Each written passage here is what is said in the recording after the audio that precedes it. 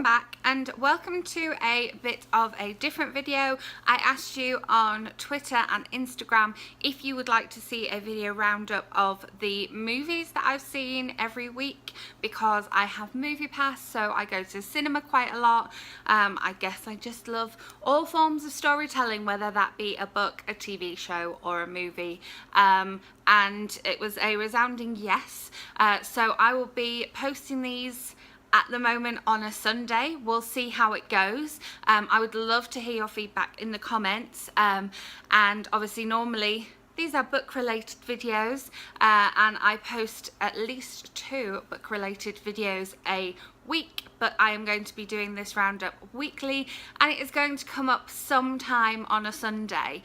So normally I post my videos bang on lunchtime here in the States, and kind of home commute time / tea time back in the UK, but this one is going to be on a Sunday at some point, depending what my book and cinema commitments look like on any given Sunday.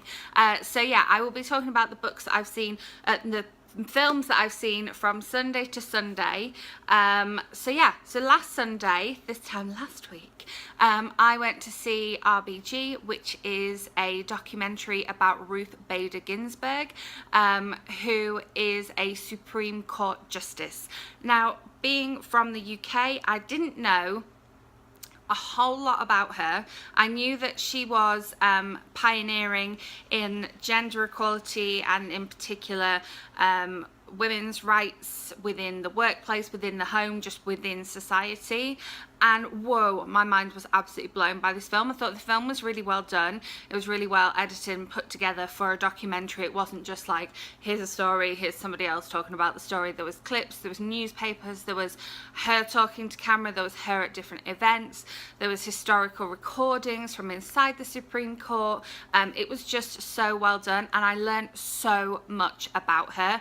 If you know, like me, and know a little bit about her, go and watch this film, because you will just be blown away by what a pioneering, amazing woman she is, and you will see why there is so much RBG merchandise and so many books and TV shows and other things like that about her. I will be delving into those further, definitely.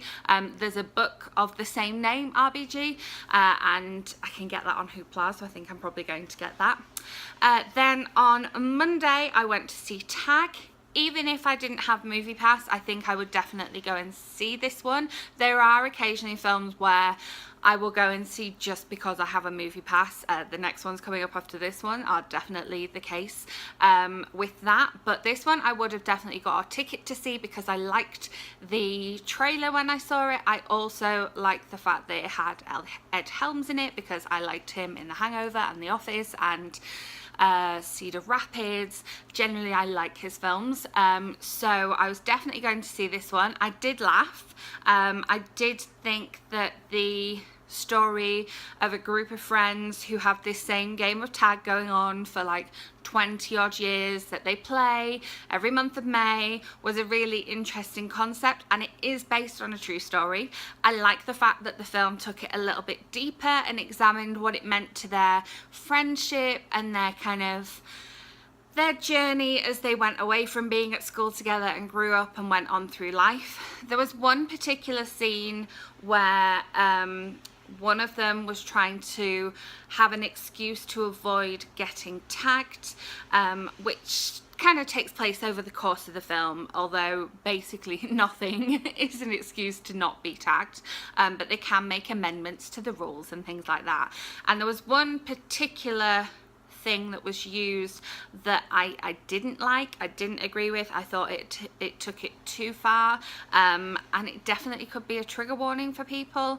I'm not going to say what it is because I don't want to give spoilers, but yeah, that was the thing that kind of let it down for me. Otherwise it would have just been a really good comic relief, fun, a little bit silly type film. And it's interesting because it's based on a true story, but that one particular thing let it down for me. And if you've seen it, I'm sure you'll know what I'm talking about, and I just didn't like the fact that they kept that in. I hope that, you know, they might do something about that. I really don't think it was appropriate to have it in the film, and yeah, that kind of was a bit, ooh, for me at that point. It picked up after that, and I did continue with it, but yeah. Then on Tuesday, when I go to cinema, generally I go in the middle of the day, so it's quite quiet, and I don't tend to go with anybody else. RBG I saw with Ollie, and that was great because that was on Sunday, but generally during the week I don't go with anybody else, and I generally go during the day. I decided on Tuesday night that I was going to go to a late film, because I decided that because I had Movie Pass I would go and see Incredibles 2, but with it being school holidays here and there being lots of kids around and it being a new release, I knew that the cinemas were going to be busy and were going to be full of kids. And whilst, you know, as you know, I'm a teacher, I have no aversion to kids, but I don't really like seeing films where there are lots of kids and they're going to be getting up and moving around and making noise all the time.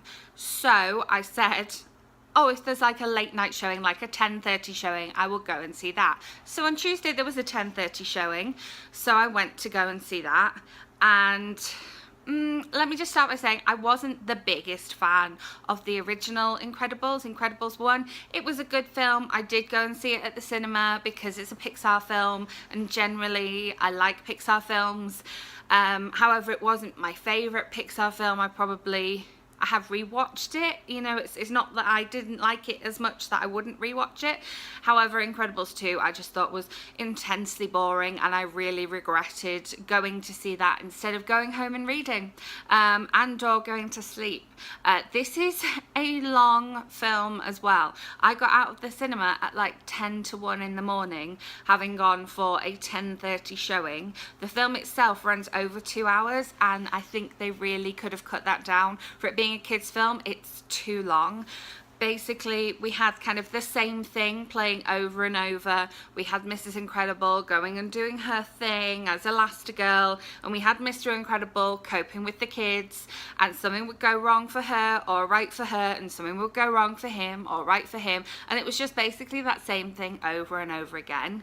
There was also a few things that I thought were quite kind of, I don't know, inappropriate for it being a family film. Some of the language that some of them use, and also the kind of villain of the film is very much involved with like screens and online and media, and I think that's still quite a tough concept for some children to understand. I don't know. I think possibly if I was taking somebody, I know children have a lot more access to screens now, and again, I know this from being a teacher, that's but I think, yeah, if I'd taken a younger child to see this film, I don't think they would have accessed like exactly what the villain was doing, and like, yeah, some of the scenarios that Elastigirl was intervening in, again, I thought they were quite adult. I don't know. Maybe if you've seen it, please let me know in the comments what you think.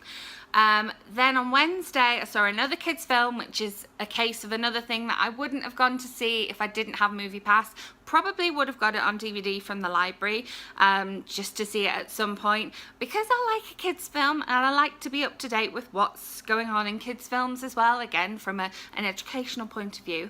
I went to see Show Dogs, which is about talking dogs taking part in a Crufts type of dog show, which is in Caesar's Palace in Las Vegas. So obviously there was some nice Vegas shots. Then I found out that it's actually filmed in Wales, so I don't know if the Vegas shots were all, if any of it was filmed on location in Vegas. I'm not sure. The exciting thing for this was that there were a couple of people that I'd seen in shows in London that were in this film, so when they came on screen I didn't know they were going to be in this, and I was like, oh, I've seen them on stage, they're awesome, I'm glad they're in a film. And also, yeah, there is a lot of voices in this film. I stay and watch the credits and see, you know, who's who, because when it's talking things or animated things, I do like to sit there and try and go, whose voice is that? Let me try and identify who that is. And then the credits come up and I'm like, yes, I was right, or, oh, I didn't think that. I did that in Incredibles as well. Whew, mind blown. But yeah, Show Dogs, for me, was better than Incredibles 2, and I know that the box office does not say that, the reviews do not say that, but that is my opinion, and I had a much better time at Show Dogs. I didn't feel the need to, like, you know, fall asleep or leave the theatre. So there we go. Then Thursday, another hit, I saw Deadpool 2. I wasn't, again, this is probably one I wouldn't have watched had I not had Movie Pass. But I decided that I was going to do it, so I rented the Blu-ray of Deadpool 1 from the library. Really enjoyed that. Loved the comedy, loved the music, and liked the fact that there was a full storyline running through. Deadpool 2, liked the music even more. The comedy was still there, and the storyline was still there as well. Yeah, it's not, I'm not somebody that goes and watches Marvel films. This is not something that I do. I'm not a, you know, a particular superhero fan, but I really enjoyed it, and I was there. There were 5 other people in the cinema with me, and they were all laughing as well. There was a couple of bits that just I laughed at, which is one of those things where if you're the only person who's like a single person in the cinema, it's always a bit like, are they judging me for just sitting here chortling to myself? But you kind of, when you've been going to the cinema on your own for as long as I have, you really get over that. But yeah, really recommend Deadpool 2. It's really good. And if you haven't seen Deadpool 1, do like I did. Borrow it from your library or rent it on one of the download sites. I don't know. And then on Friday, again, I attended to the cinema. I went with Ollie again, and we went to see Gotti.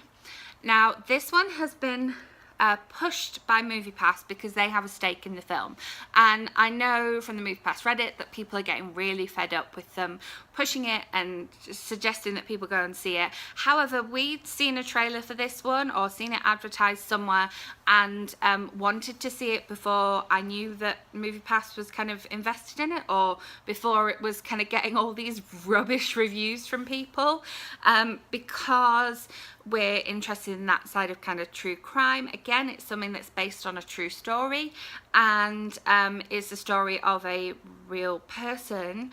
So we had some real footage and some newspaper headlines interspersed throughout the film. Overall, it was a bit of a meh film. Like, we wouldn't have left the theatre, but we won't be like, oh, you have to go and see this, it's really good. I think because they introduced too many other characters in the film, which, if you know anything about like sort of mob stories or any like Al Capone stuff, a lot of people have like similar names and aliases, and they're all from these big Italian American families. So again, they have lots of names, and there's lots of the members of the family, and then there's the family. And so it was hard to keep track of who was who aside from the main characters. I also felt a little bit like they were playing the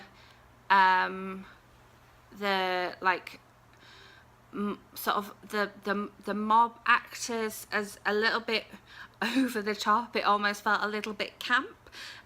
There's parts at the beginning and the end where he talks directly to camera, which was really cringy, and then other parts where it's like, is he just acting, or is he acting as pretending to be like Marlon Brando in The Godfather? There was that side of it. But I do remember seeing some of the events in the film in documentaries that I've watched on the mob and on kind of like New York gangsters kind of thing. We went to the Mob Museum in Vegas, and we watched the story of the mob in Vegas.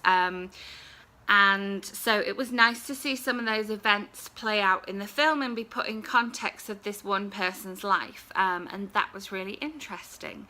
Yeah, so it's been a bit of a longer video than I expected, but do let me know in the comments what you think of this kind of a roundup. I will be doing a blog post with my thoughts as well, since the kind of vote that I put out on Twitter and Instagram was kind of 50-50 whether people wanted a blog post or whether people wanted a video. So I was like, I'll just do both. It'll be very quick either way.